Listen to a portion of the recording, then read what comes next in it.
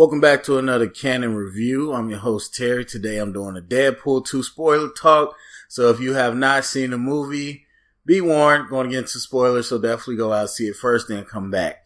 Alright, so let's get into the spoiler talk. So if you watch my initial reaction, then you already know that I felt kind of underwhelmed by Deadpool 2.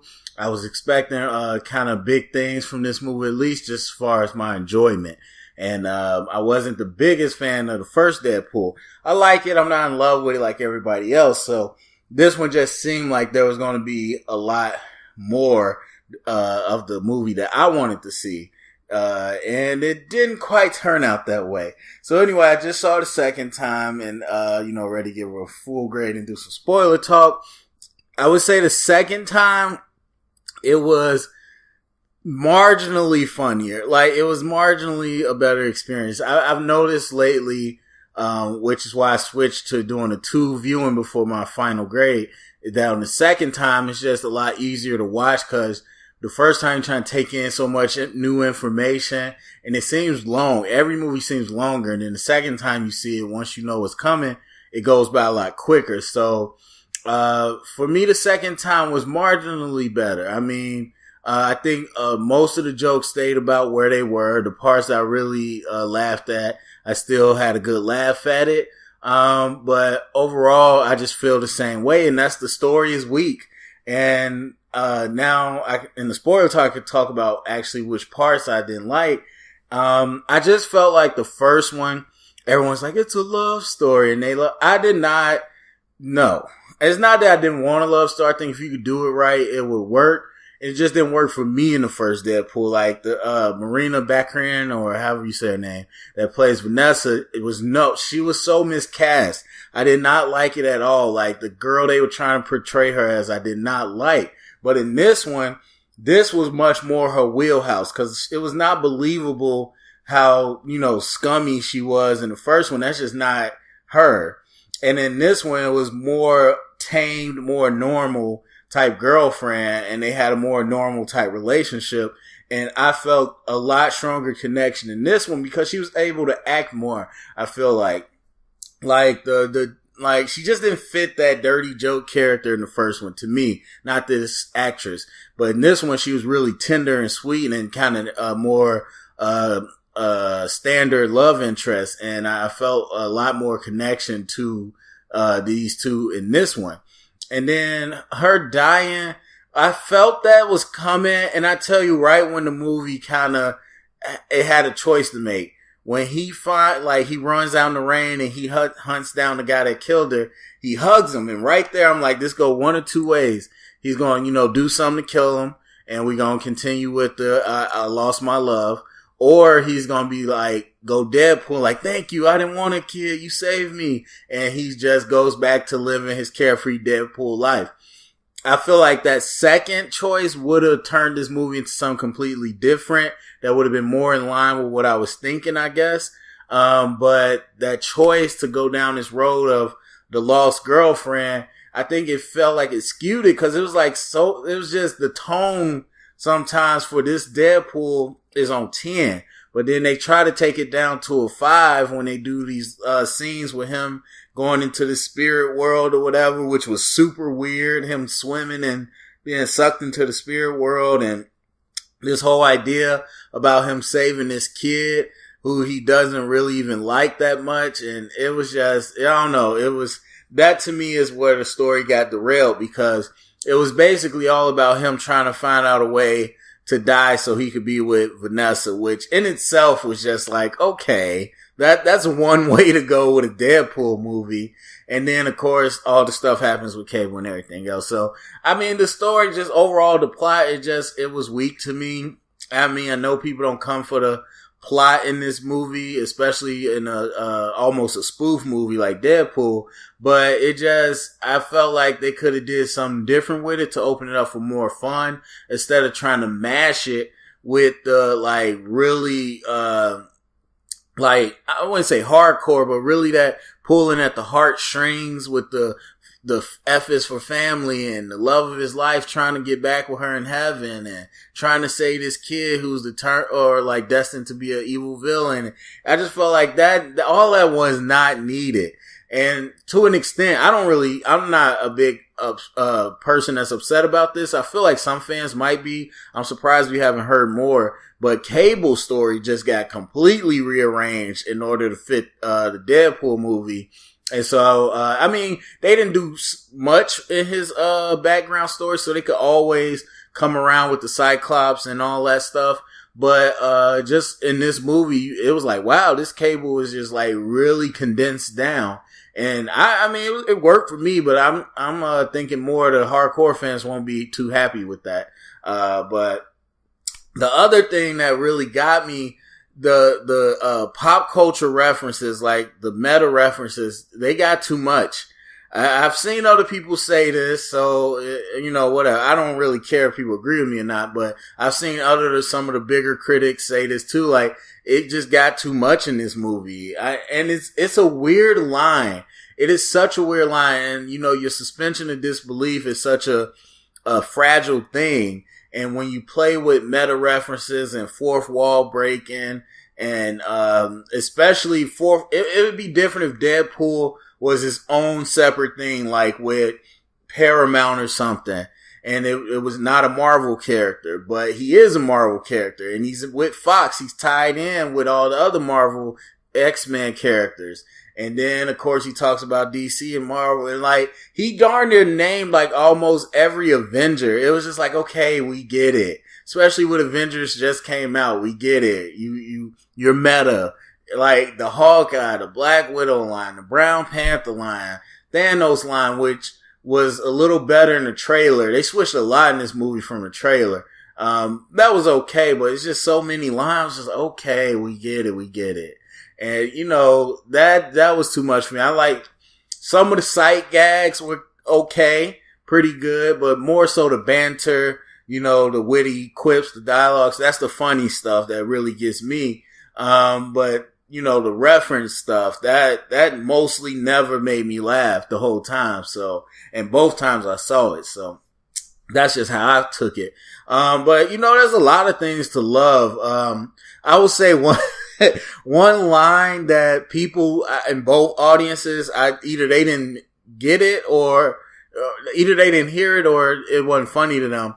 But at one point when Juggernaut is fighting Colossus, he was like, I'm gonna melt you down, or Juggernaut tells Colossus, I'm gonna melt you down and make a cock ring. I was like, whoa, that was hilarious. Nobody laughed. I was like, oh my God, I think they missed it. It was kind of hard to hear, but I thought it was hilarious.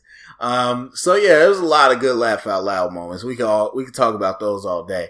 But another thing I did not like, Juggernaut. He didn't even need to be in the movie as far as the plot goes, to be honest. Like no reason he had to be there. None of that fight, none of that. He did not have to be there. And number two, he don't look that good. I know it's the snowball effect. When bad movies, especially when they got time to simmer, people just like piling on them. They're the worst movies ever. X-Men 3 wasn't that bad. I mean, I trust me, at the time I was a freshman in high school, I was raging against the machine. Juggernaut was one of the coolest YouTube things at the time. And so I did not like that. I was number one hating against him. But after years, I'm like, you know what? I still don't like the way they did it with Vinnie Jones, but he looks good. I'm like, oh, he looks decent. This Juggernaut, this CGI did not look good. I know everybody's like, oh, Colossus looks so fine. We got a Colossus. And I'm the same way with the Colossus from the X-Men series, the movies. I'm like, I loved him. I thought he was fine. Him walking around metal all the time, that's ridiculous. And so he's 8 feet tall and he got a Russian accent. Cool. I'm of the mind that this Colossus and this Juggernaut don't really move the needle for me, especially his Juggernaut. I hated the way he looked. It looks so fake. It was just, no. And as much as people cry about we want practical effects, they go and get upset with like a Apocalypse or Juggernaut in the X-Men movies when they go practical and they want to applaud this CGI. I thought Juggernaut looked terrible. Didn't need to be in the movie. And yeah, I wish they saved him for something better than that. But yeah, that's one thing. But I love Domino. I guess we gotta talk about the X-Force. I love Domino, but let's talk about the X-Force. The thing that's happening is that people are really using trailers to misdirect. And I see this as a growing trend. Not many people are pointing it out. Like, we know the Thor Ragnarok trailer, they CGI'd the eye, so we didn't know he got his eye cut out. And, not Civil War, what is it called? Infinity War. Most of us figured that the Gauntlet, they CGI'd some of the Infinity Stones. And that's exactly what ended up happening in the shot with him and Cap. And then in this movie, it wasn't CGI. They just misdirected us. They showed us all these scenes of like the X-Force fighting, like Bedlam, Shatterstar, all of them. And then in the movie, they all die. I was so confused. Like, it was so set up and like foreshadowed they all about to die. But I kept thinking like, no, I saw scenes in the trailer. I know this is going to happen. And so we've been conditioned, especially me. Like, and that's one thing, that's like why I've been off of trailers lately, is like, I like to be surprised. And so, but you're so conditioned that in trailers, you could put pieces together. And so I'm like, no, they can't die. They can't, even when they're dying, I'm like, they can't die. I saw them in the trailer. And so they like straight up put footage in the trailer that was not in the movie, and on purpose. Not like, they're trying to say the Hulk running in Wakanda was purposeful misdirection. But then the writers say, no, we shot that scene. That's how it was. So, I don't know who's telling the truth there, but this is clear that that's a whole different movie if we got the X-Force in here. So, they all died. It was pretty funny. It was funnier to me the second time. The first time I just couldn't comprehend it. And the second time, like, okay, this is pretty funny. They didn't have to kill my man Peter like that though. But I applaud it because you see how it plays out with just Domino and Deadpool. And you think like, cause I was thinking this when, before Juggernaut showed up in any of this, all you got is Cable. So I was thinking, I'm like, how are they gonna bring in a whole team of mutants to fight one dude? How is this gonna work out? And so I'm glad they killed, because you didn't need that many. You just needed two. And so that was end up being pretty cool. Just a real funny gag. And I'm glad, because I don't want Terry Crews in the superhero movie. He's just too recognizable to have him, as a superhero. So, that was pretty funny. Some comics fans will be mad about it, but it was pretty funny. But back to Domino, Zazie Beetz. Oh my God, she looked so good. But also, she was good. I liked her banter with Deadpool. I liked how they played out her luck powers and everything. They didn't go too much into like who she was. And I guess they don't really do that with many people, but it was cool. It was cool. I'm trying to think. The other side character was great. Dopender. I think Dopender, Blind Owl, and TJ Miller, who I don't even remember what, I think he's Weasel or something. Like, that's a great trifecta of side characters. Unfortunately, we won't see TJ Miller in the future anymore, but I love TJ Miller character. Like, he has some of the best lines to me in both of the movies, and I love how he's just such a punk. And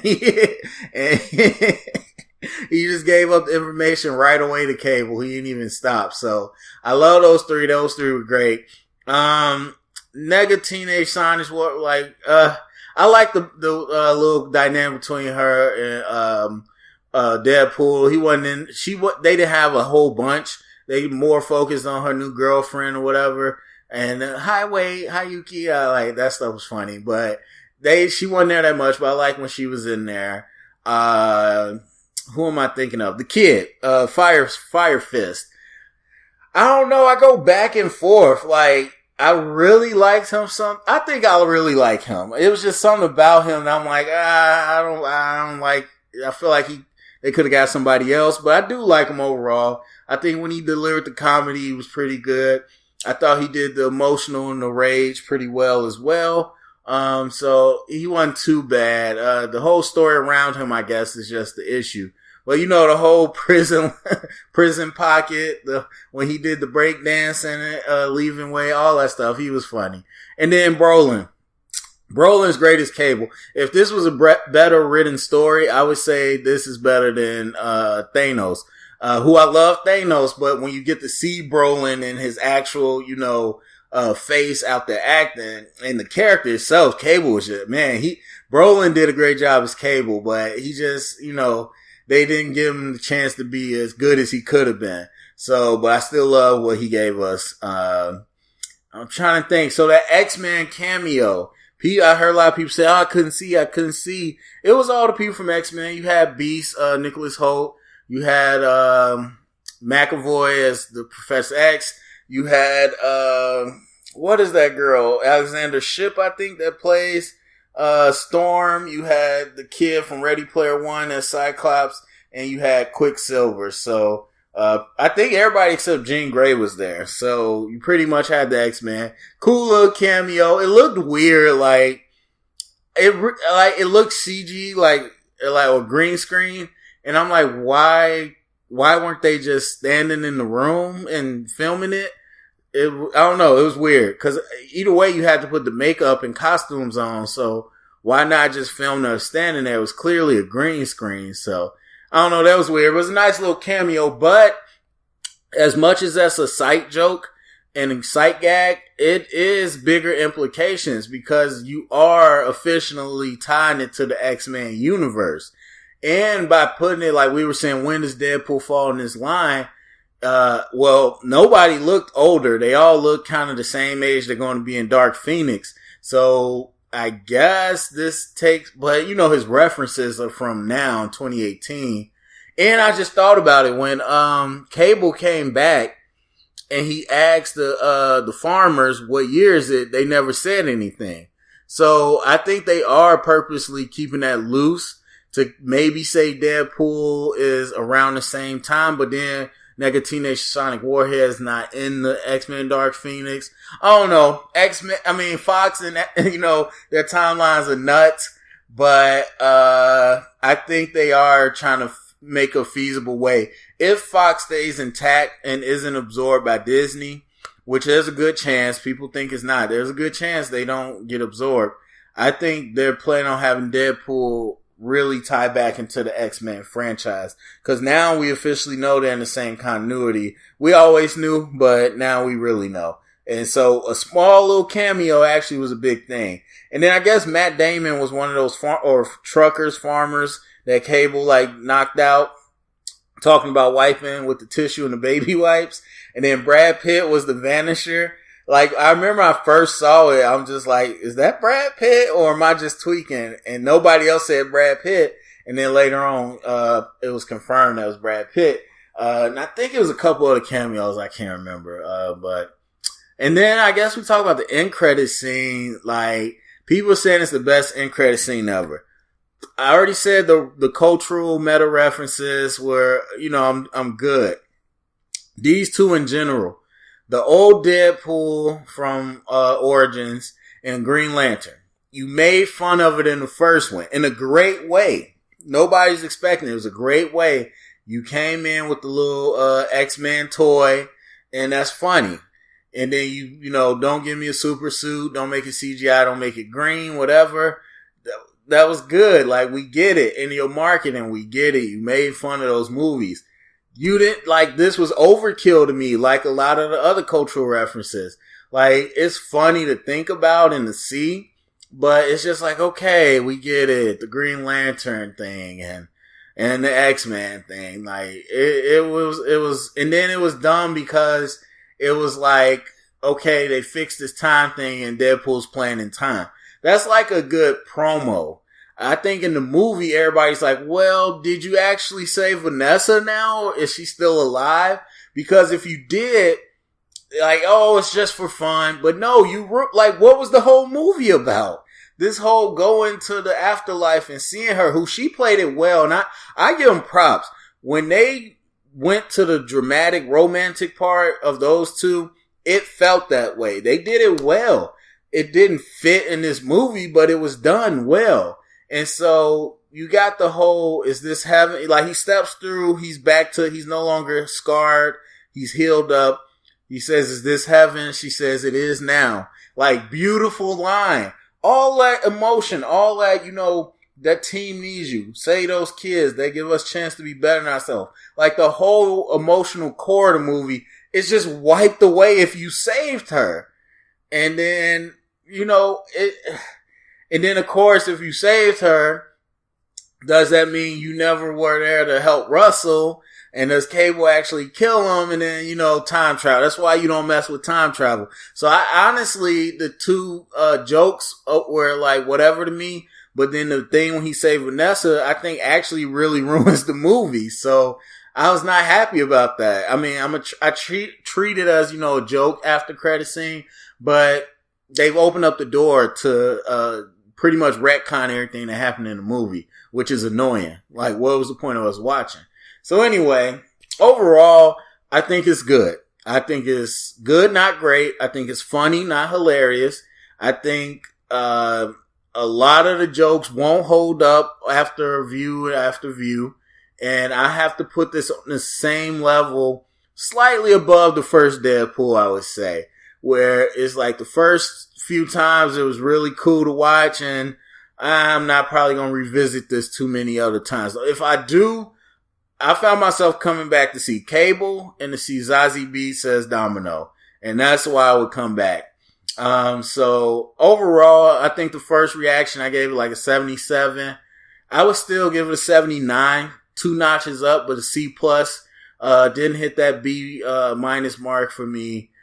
C+, pretty solid. I think it's good, and I think really good for me, and it'd be great for some other people. So anyway, that's my thoughts on the spoilers. Go to the comment section, let me know what you thought about the movie. What were your favorite moments, some of the things you might not have liked. Thumbs up, subscribe, share it around, get the convo started. And remember, if you heard it here, it's official canon.